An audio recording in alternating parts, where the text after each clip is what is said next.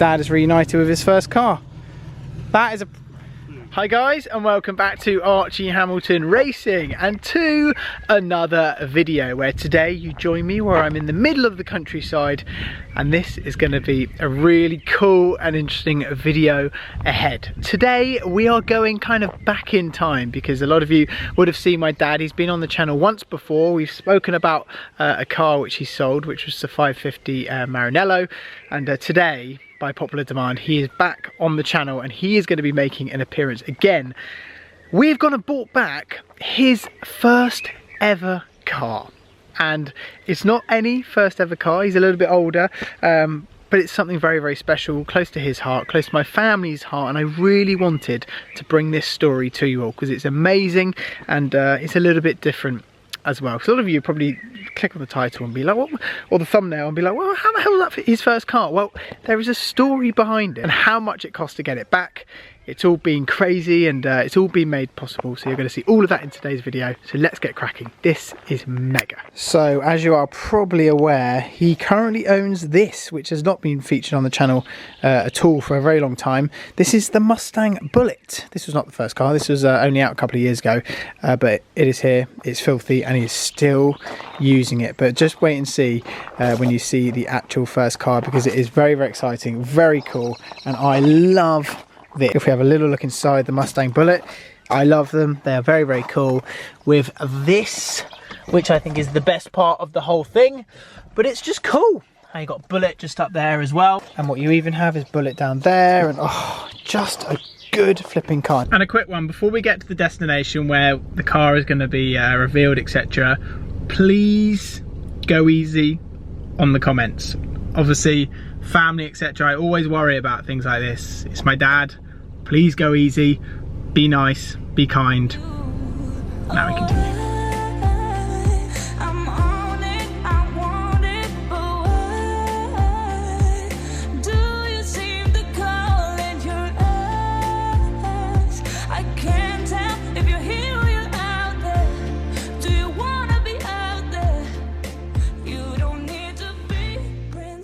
Okay, it is now time to show you what my dad's first car was, basically. Something which is very special, something of a lot of history, being a lot of racing history in my family, etc. We thought that we would just get the car out on a nice summer's day and share it with you all today. So here is the car, but you're gonna show us. I'm gonna show, and we're gonna social distance here. Okay, that's fine. Yeah. Hello everybody, and welcome to a little driveway in sunny Hampshire. Lovely, glorious day, and here is a fabulous 1959 Jaguar XK150S Roadster, one of only 34 ever built. Yeah. And this, ladies and gentlemen, was my first motor car. Now, you'll immediately say, what a spoilt brat you are, and you're right, but back in the day, back in 1965, I think it was, when the car was 6 years old. I want you to concentrate on this story, everybody, because it goes on a bit, but it's truthful. How long we got? How long we got? We'll crash on. Anyway, don't worry about it. Anyway, the bottom line is, back in 1965, when the car was 6 years old, my father paid £200 for it. £200 for that? Yeah, which is all it was worth. That was the value of the car back then, because everybody wanted the E-Type. They didn't want the yesterday's donkey, which this was, compared to an E-Type. Anyway, and my father said, look, you will crash, you will fly off the road and hit things, and he was absolutely right, I did. Anyway, I had the car for 10 years, and then I sold it for £7,500 to buy my first house. The car went to Switzerland, disappeared, gone, goodbye. And then about 12, 15 years later, I put an ad in the Jaguar XK, whatever magazine it's called, under the column of Where Is It Now? Mm-hmm. Asking if anybody had seen my car. Who is it? Where is it? Blah, blah, blah. And then, 12 years later, this strange man, nice man, phoned me. I never heard of him before in my life. He said, Mr. Hamilton, you don't know me, my name's Blah-de-da. He said, do you remember that ad you put in the Jaguar magazine 12 years earlier, or whatever the hell it was. I thought he was a lunatic. I thought he had escaped out of an institution. But anyway, he said, I know where your car is. And he said, it's in Switzerland and it's for sale. And here we go. And I thought, blow me down. So I bought it back. Not for £200, I hasten to add, but No. a reasonable amount. And then I immediately sent it off to be restored by Classic Motors. Hopefully hopefully we'll find pictures of what it was like, because it wasn't like this when you picked it or when you bought it back. No. It was tired and very tired. But anyway, so it had a complete restoration. Took over a year. Got it back, and then I was going to drive it down to Lymington. Mm-hmm. Where I had a current girlfriend there. What happened? What happened to her? First, What happened to her? well, good friends. And she still loves me dearly. And then, and then I drove the thing down, and I got about 10 miles down the road, and I thought, my God, this is awful to drive. Old, it's slow, it's heavy, it's awful. But anyway, I had to love it because it was my first car. Tell us a little bit about what you've done to it, in terms of what it came back like, what you've kind of had done to it and everything else. It had been reasonably well loved in Switzerland, but not treasured. And so the whole car had to be stripped to complete metal. And in actual fact, I did hit the Morris Minor with that front wing, because it jumped across a T-junction years and years ago. So you've shunted it as well? Yeah. And Okay. I had to replace the wing.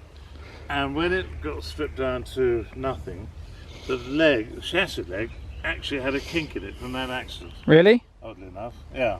Okay. So that was quite interesting. So you- that was straightened out. And what about the number plate? Because I think people probably... Yeah, the number plate is the original number plate, XKC 150. You couldn't find a better number plate. Anyway, I applied to the DVLC, or what they're called in Wales, to see if the number could be reinstated to the car. I sent them photographs of me in it in 1965 and so on, so I could prove that it was on the car originally.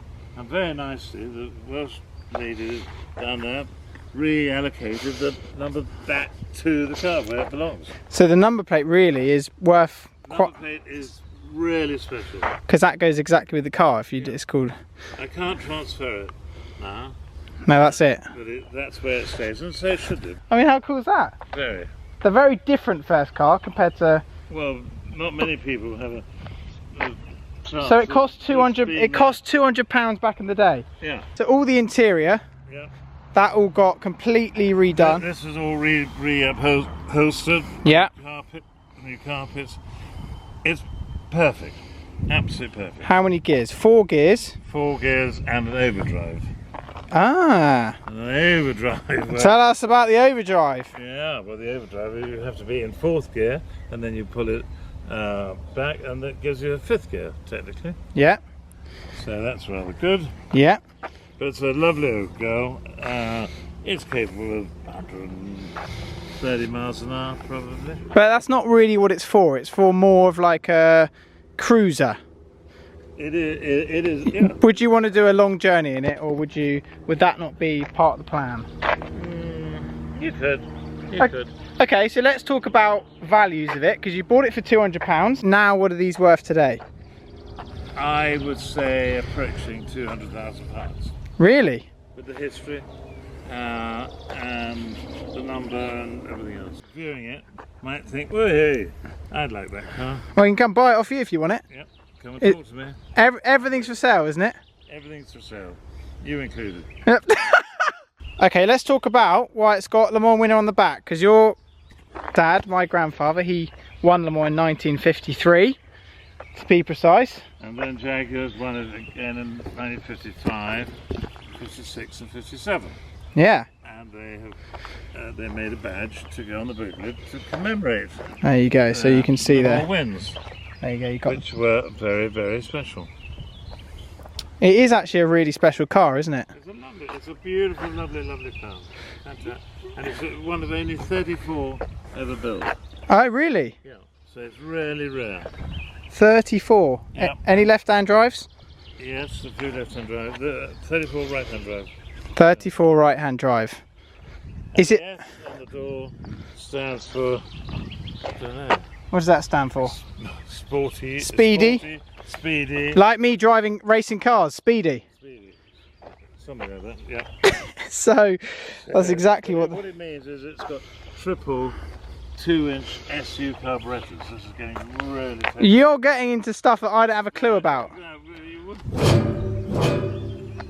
There you are. And you can play a little song with it as well. Very nice indeed. I think trying to think of other stuff we can talk about. The wheels are quite cool. If you have a puncher, Yeah. you're fairly stuffed. Why? Oh, how are you going to change that? Well, you jack it up, Yeah. bang the spinner off, and pull a Where's the spare? boot. Oh, the spares in the spares in the boot. Yes. Okay, well there you go. So it's actually probably easier. Most normal cars have spare wheels. No, I know that, but I'm just saying in terms of, you know, in terms of that. So you could just get a hammer on that, and away you go. Yep. But that is actually a really cool story that someone called you up, Yep. and you got your first car back. Blue. You even got a little BRDC thing on there. So maybe this is for a summer's day. Yep. You don't actually get much better than that. Something like this is very sentimental. My middle name is Sentimental. More sentimental than me. Yeah, that's not difficult. No, but you're not really into the modern stuff. You're not into the McLaren P1s or the. No. You're more into your. No, I'm, you know, proper handmade cars, not these carbon fibre special things. Hoovers. Hoovers. See, that's what you're not really into. But with this stuff, you love all this. You love all your classic stuff, and there's actually a big audience of people that prefer the classic stuff to the normal stuff.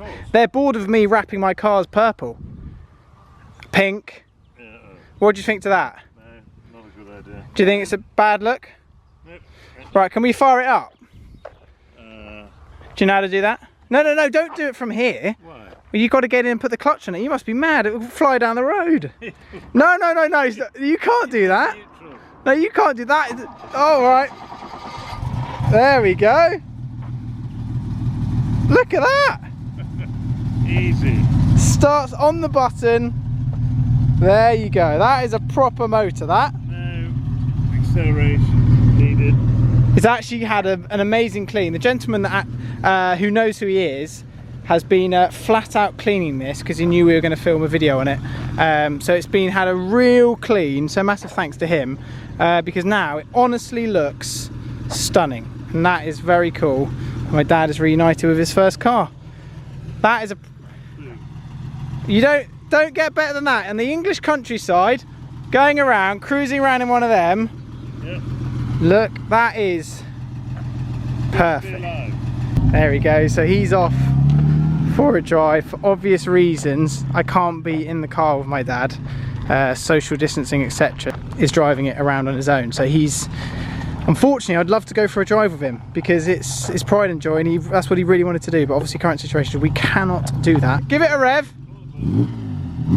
There she is.